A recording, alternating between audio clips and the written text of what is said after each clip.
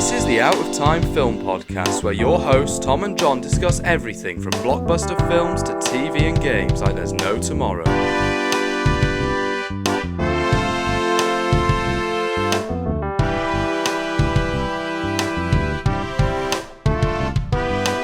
Hello and welcome to the Out of Time Film Podcast. I'm Tom. I'm John. And this week we are talking about Joker. Wow, this film is like surrounded with so many controversies at this time. It was a movie you had to watch and understand what was going on with the media and around the world. So for context, Joker started off with so many people saying, oh, this movie is going to spark outrage with people. And we were like, oh, is this film going to be such a different experience we're going to have at the cinema? But no, it's a character we've seen, but this one, it's more of like a different format of like the world and how we're going to impact other people as well. So Joker, yeah, what do you think? Yeah, it's an interesting time because 2019, arguably, it is the peak of the comic book movie medium. This is the year of Endgame, the year of Captain Marvel, the year of Joker. We're just coming off Infinity War and Spider-Verse and Black Panther and Aquaman in 2018, all massive successes. And it's really interesting because this one, we were getting so many comic book movies,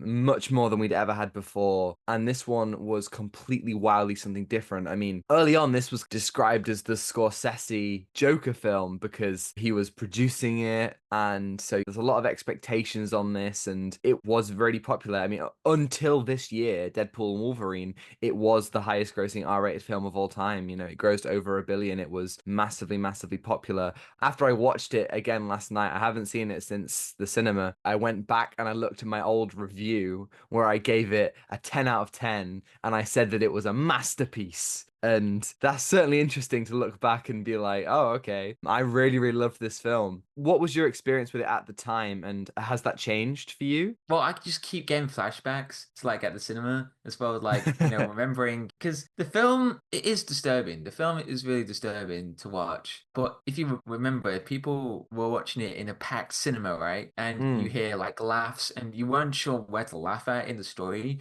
It is not a funny movie at all, but it's like people laugh at certain things in the story and it's like, okay, why did they laugh? It just felt a really strange movie experience, but I did understood the message, what I was trying to say about like you need to be nicer to people or that's going to have an impact. It's like a cautionary tale, really, like be nicer to people. If we ignore the ones that genuinely need help, then that's going to cause some panic or outrage. But yeah, the film, it is a good movie with the cinematography, but I feel like with the movie, I don't know. I just need to talk a bit more. I need to yap about it and get it out in my brain. It's one that as soon as I finished it, I was like, God, how do we talk about this? There's so much to say, and so much of it's complicated and tricky. And I feel like a lot that you're going to hear from... Well, it's complicated, yeah. Yeah, it's very Yeah, a complicated. lot that you're going to hear from us in this episode is going to be us working through in real time our Yeah. own thoughts. And I mean, you're right, the film looks incredible. All the colors and camera angles and locations, they're so beautifully thought out and lit and put together. I mean, Gotham, it feels like a city on the edge of collapse, like it's going to eat itself because of this class war. And I do love it when we see Gotham in that way. It's done really effectively here, and you immediately believe that figures like Batman and Joker could be born out of a place like this. But at the same time, this feels so removed from every other, even Christopher Nolan's Dark Knight, which is very grounded in reality and really doesn't concern itself with some of the more comic book elements. Even that doesn't feel as grounded as this. This doesn't feel like a comic book city at all. On the one hand, yeah, I do believe that Batman could rise from this city, but that's about it. I can imagine Joker, I can imagine Batman. I can't imagine Mr. Freeze or Two-Face or Poison Ivy or the Riddler or... Yeah. This feels so detached from everything. I don't know, a lot of people dislike this film because it is so very different. It's not at all like the comics. It's not at all like any iteration of the Joker we've ever seen. And I don't really mind that. I don't mind doing something a little bit different, but it's really trying to do something different with the comic book movie genre. There are no action sequences in this film, which is basically a first. I mean, it's obviously taking a lot of cues from Scorsese films. It wants to be something much more like art house than what many comic book movies are. But the problem is, for me, you also have moments where the film really talks down to its audience. Yes, Like, yes. I guess, straight into spoilers here, but when we get the reveal that Arthur had been imagining his relationship with the woman across the hall, the film cuts to numerous scenes with the two, and then she disappears, and he was imagining her the whole time. She was never really there. And I don't think Yeah. audiences are that stupid. Yeah. To me, that's really condescending. I think you could absolutely figure that out from the dialogue in the scene, Mm. and I think the film would have really benefited from going further into the level of, confusion and truth and never confirming or denying what's real and what's not. That's very king of comedy. That's a comparison that's been made many times. And I'm Yeah. never a fan of when films talk down to their audiences and they don't let Yeah. things be subtle or nuanced. And when a film like this is so obviously trying to be something more than what is expected of it, it made me roll my eyes because it's not a proper comic book adaptation, but also doesn't really want to be its own part of this art house medium. And so it kind of sits in the middle and it's just kind of like, it's there. Yeah, and another example of this movie trying to talk down to the audience was that very first scene with Arthur talking to the therapist, and straight in, the therapist doesn't really care, but it's just talking down to the audience like, oh, this is where the movie's going. He's not going to get any help because the therapist doesn't really care. Again, when it comes to that grounded reality of Gotham, I know what it's trying to say, but it's just like it's completely dumbing down towards the audience. And I agree, it's just really frustrating, and you just want to have it be subtle. You don't want to have anything too dramatic, or that's going to be like, oh, we knew, but it's all about having to guide the audience rather than just tell them and just like, oh yeah, this happened. It's like, oh, okay, sure. Yeah, it feels like somebody who's watched a couple of movies and gone, yeah, I get what you need to do to make an art house film, but also wants to make a comic book movie. And, that could be a whole host of things. That could be the studio wanting to make it more obvious. That could be the director genuinely believing that that's what they want to go for. But it's stuck in this weird limbo where, like, what is it? And in different hands, that could be terrible. I don't think it's a massive issue. It's definitely an issue that stops this film from being as good as it could be. But I do think the direction is really good. And, considering that Todd Phillips before this, his most popular work was The Hangover, totally different tone, totally different genre. He really does a good job of this. And there's so many moments where there's numerous dance sequences and, various camera movements that I'm like, yeah, no, that's some good stuff. It's not reinventing the wheel. It's nothing that I haven't seen before, but it is interesting. And when you consider it as this genre, if you consider me watching it 5 years ago when I hadn't really watched many of these films, it is something different and it is something new and exciting. And it all kind of moves around Joaquin Phoenix, whose performance is just amazing. It's electric. Without him in this utterly magnetic role, the entire film basically falls apart. His best actor Oscar, I think, was well deserved, and everything he brings to the character is wonderful. Without him, the whole thing falls apart. Yeah, Joaquin Phoenix is incredible in this role. When I watched it on the big screen, I was like, wow, that is definitely an actor that is pouring his heart out into this role. And you can definitely tell that he wanted to really go into that and he deserved that Oscar win. It was just fantastic to see that kind of actor because that was the only actor that came to my mind, thinking about like the 2019 performances on film. That one was just completely vivid in my mind after I watched the film. That was such a highlight for me to watch it again. I was like, that was why I liked it because of the performances from Joaquin. It was great. Yeah, you feel a level of sympathy for him at times, but Mm, also I don't think you like him. I don't think that you carry sympathy for him throughout. I do yeah. think that you can understand where he's coming from with a lot of the crimes that he ends up committing, but throughout, he's not this utterly tragic character. There is like Mm, a darkness with him from the start, even with him stalking the woman across the hall. At that point, there was nothing really to provoke him from just being a bit of a weirdo. And I think everything, even the physicality of the role, I don't really think actors need to be losing so much weight for roles like this. It can be quite Christian Bale. dangerous. But yeah, exactly, Christian Bale. Yeah. But there is no denying that the physicality he brings to it is pretty freaky, and everything from his hair and his laugh, like the two different laughs, almost his real laugh and then like his kind of forced laugh with this condition that he seemingly has. It's very, very interesting to unpack this character. And if Joaquin Phoenix wasn't so good at what he does, he utterly transforms by the end when he becomes the Joker, at least this form of the Joker. I mean, I'm curious, how does he rank in terms of all the other live action Jokers for you? Like, who's your favorite? Oh, Do you think he does oh. the role justice? Like, What are your thoughts? Okay.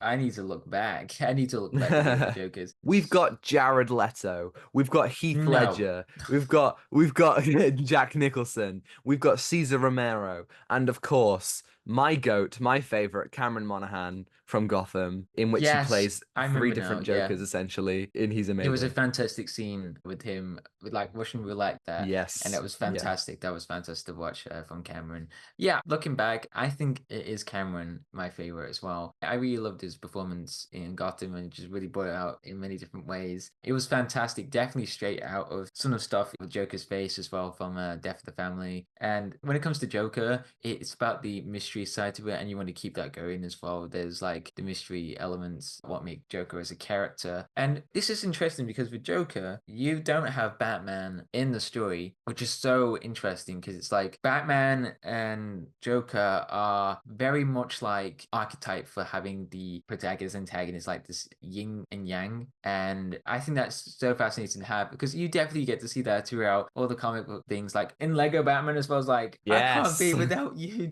I can't. Oh, and there's that beautiful thing with Kem Conroy's and Mark Hamill's like voice acting as Mm. well. You do get to see that in the animated series. But this one in here, no Batman.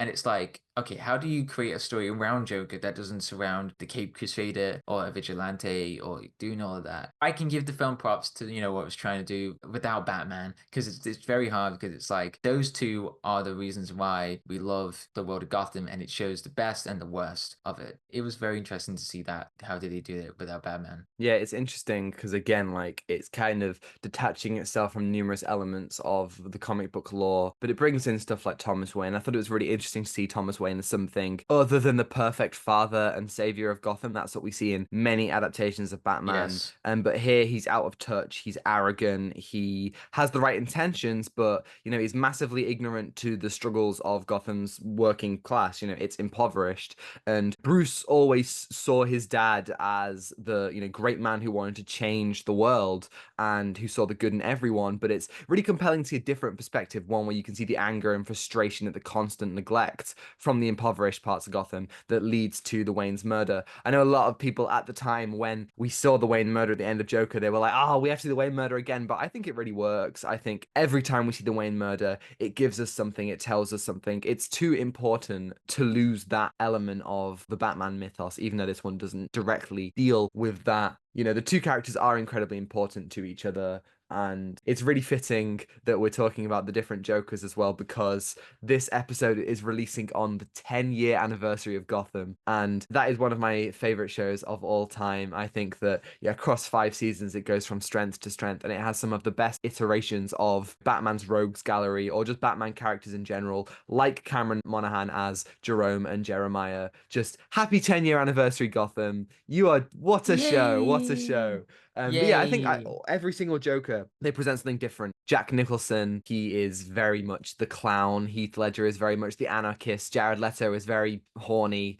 And Joaquin Phoenix brings something different as well. You do get that origin story for him, but it does keep you guessing with a sense of like he Hmm. himself doesn't know what's real and what's not. And he's more like the martyr. That's kind of what his role as the Joker is. Like the scene at the end where he's dancing on the crashed cop car and he's kind of inspiring all these riots. He is a figurehead. He's more than just a man. He's incited some real movements from real people, and that's equally terrifying. Yeah, it reflects Arthur as a character, and then see him as become the Joker is like that terrifying reality when it comes to that. And again, it's with Joaquin's performances as well. He cares about his mother. He wants to make people laugh, and when he goes into the world, he falls into it. He got attacked around the beginning of the movie. That was the catalyst for him to completely fall down into this rabbit hole, which is a good way to go into that as well with him and with his mental health. But yeah, it's interesting when characters are mentioned like that as well, and then people are worried, like for example, the media, like were worried that the film was going to cause a lot of backlash or some of that. When the film was showed at Venice, Time magazine was worried that this film was going to be for incels. Yeah. People were worried that we're going to use this film as a means to fight back or something like that. It goes into that world of like people misreading the film. So you got people who misread Fight Club. They look into Fight Club and they think, oh yes, that's what it means. No, it doesn't. It's talking about toxic masculinity, and the film kind of goes into that as well, with toxic masculinity and like how do we become ourselves. That's what Arthur is trying to be. He's trying to figure out himself, but it goes into this rabbit hole. And again, this is what the movie does. It keeps telling us again and again, there's people in power that are trying to impoverish people. That's a good message. It keeps telling us, and it keeps talking us down as an audience. And like, okay, we get it. Yeah, I can see why something like Time Magazine would worry about that. I mean, do you remember the whole clown mask thing in Yes, it was before this film, it was like 2016 or something, and then like all like through like Halloween, it might have been, yes, it was definitely in the yes, UK, but it might have been wider than that, and people were dressing in clown. It yes. The was, clown ones. Yeah, pretty yeah, freaky. And I definitely think that this film, perhaps it revels too much in the anarchy and devastation. There is a reason why so many people refer to it as basically, as you say, the incel fantasy. It is a bleak film, and there isn't really many examples of good people or reasons to see good in the yes, world. And I think that's very yes, Joker, and in many ways that's perfect. But also, Joker is a villain. He's not an anti-hero. He's not a twisted savior. He's an anarchist. He's someone who does horrific crimes with no rhyme or reason. As Alfred says in The Dark Knight, just wants to see the world burn. And, yeah. I accept and I embrace this as a different interpretation. I really do. I just think the film itself is seesawing between condemning Joker's actions and condoning them. I do think this Joker is pretty terrifying, with Phoenix's performance, his whole look, but mostly because this is someone you can really believe would be born in our society, someone who could be real and could be created under the right circumstances. Yeah. And that's not something you get from most adaptations of the character. And when you add that to the fact that the film mostly depicts him as a hero, with all these dastardly acts and his mental health issues, we all have a really mixed pile of whether these things work. And I'm not sure they always do. Yeah. When films have a villain or a horrible character that we follow, like American Psycho, when it comes to like Joker, we are mixed about that because in the comics, we identify him as a villain. We do understand him as a character, but it's kind of hard to do that with sympathy. And it's harder for us to try to get into this grounded reality and try to, I don't know, it just feels very weird when you think about Joker as a character. Like, okay, I know him as a villain,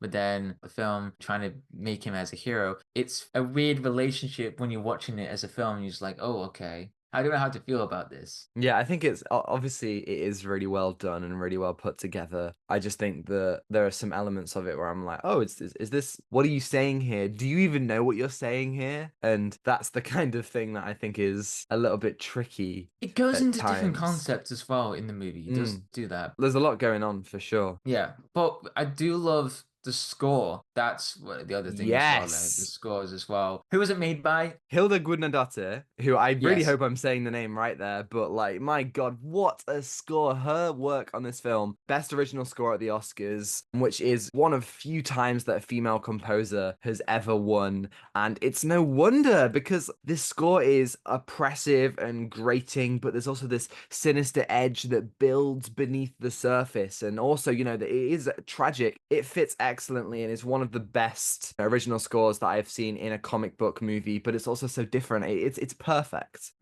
Yeah, it's just like this world that you listen to, and it just creates this feeling that you're just like, oh, wow, okay, that's oppressive feeling, as you said. And the other thing when it comes to like thinking about art, for example, like to comfort, but also art is to discomfort the audience as well. It's like trying to make us go through the emotions because we're just guided by that. So Joker is a film that does comfort the audience. It does try to make it feel like an art house. That's what it is. It's trying to replicate art in a very weird way. I know this is a comic book movie character. I know what the movie's trying to do, but it's just like you could have done it in a different way if you think about the Joker. And it's harder for the audience as well because I know Joker. I know what he's trying to do. And it's when it comes like connections. It's like, I know what it is. I'm trying to make connections in the movie. That's what I was trying to do Yeah. in the movie theater. It's like, oh yeah, that's the Waynes. I know what they're talking about. It's that. Mm. Yeah, it's Yeah, hard. I feel like it would take me quite a few more times to watch this film and to truly understand what I feel about it and what quite doesn't work. Because I know what works, like that's easy, but the stuff that I'm not quite sure about, there's a lot to think about. And, I do applaud it for giving me a lot to think about. It's interesting because at the same time, I will never watch this film again. They're Yeah, making a same. sequel. They've said they're not going to make another one. I don't really, and part of that's because, I'm getting older. I don't rewatch films a lot. And a lot of films that have come out over the past few years that are franchises or spin offs, they don't give me any real reason to go back to it. And this one is like, there's a lot to like. There's stuff that I don't like as well. But I don't really think I care enough about any of it to come back. Yeah. But thinking about that, how are you feeling about the sequel currently? Like, what's your standing going Okay, into that? so now my thoughts as a sequel, I'm just like, where on earth are you going to go with this? Because the ending really wrapped everything up. And then I had this dawning, thought in my head. I was like, oh God, there is going to be a sequel. And it just kind of takes away the things in the movie. When sequels try to do something, a do-over on the character, or like TV shows, they try to re-establish the character and why everybody hates that character or why we like that character. That's the thing when it comes to sequels. It's like, oh, I know why we don't like that character. Or we like this character. So I'm just worried that movie is going to do that again and tell us the same character. And what I've heard from the reviews at this time of the recording, the reviews, they ain't that good. I look like a crazed maniac right now. I'm just like, You they're not really that do. good. They don't look that The good. reviews. Yeah, and I just feel weird about it. I'm just like, okay. When I found out that Joker 2 was going to be a musical, I was a very happy boy. I was like, this is brilliant. Let's take it in a different direction. Let's not just beat a dead horse. Let's do something wild and unexpected. And if the reviews are to be believed, it's not enough of a musical to make musical fans happy, but it's too much of a musical to make fans of the original film happy. And as somebody who wanted a nice balance between the two, it seems like maybe that's not going to be the case. Maybe they're not going to go into each one enough. And so it's a bit like, we'll see. That's in 2 weeks' time. What are you going to give Joker out of 10? That's a very good question because I do have like really mixed feelings about this film. Yeah, me too. Yeah, maybe a 6 or 7. I feel like that. Yeah, I sit on that as well. I think purely because of stuff like the score and because of how it looks, I would give it a 7. I'd say a low 7, to be honest. But yeah, I think you're right. 6 or 7 are in there. Thank you everybody for Yeah. listening. If you're listening on YouTube and you enjoyed it, you can like and subscribe if you want to see more. And if you're listening on Spotify or Apple, you can follow and give us a 5-star review if you think we're worthy. And next week, I don't know. We're either going to be doing Megalopolis or Hellboy. Maybe comment below, tell us what you want to see, or we'll just choose because we're going to go see them both. Where are the So, dates? who Yeah, knows? it's crazy. They haven't given us the dates. They're both next week. But yes, but Cineworld. Yeah, it's true. We don't. We They don't. haven't. We don't. Yeah, We don't yeah, actually have we the don't know time. we don't know the film. I get it. I get it. I get it. I get it. I get it. I'm here. I'm back. We're so back. Yeah, you're back. Oh, he's back, guys. He's back to thinking. Oh yes, Woo! I think therefore I am. Yes, and you can follow us on Instagram at Out of Time Film Pod to see our incredible thumbnails from Zain Afzal, on Twitter for more thoughts from Tom and me, and TikTok to see edited clips, which are all also on Instagram Reels and YouTube Shorts. And you can find links to that all in the description below. Thanks to Jones-Meyer for the excellent theme, and Ronan Phillips for vocals as always. And I think that's everything. Yeah, and that was Joker. Takeaway given. You're nothing back. Goodbye. Goodbye.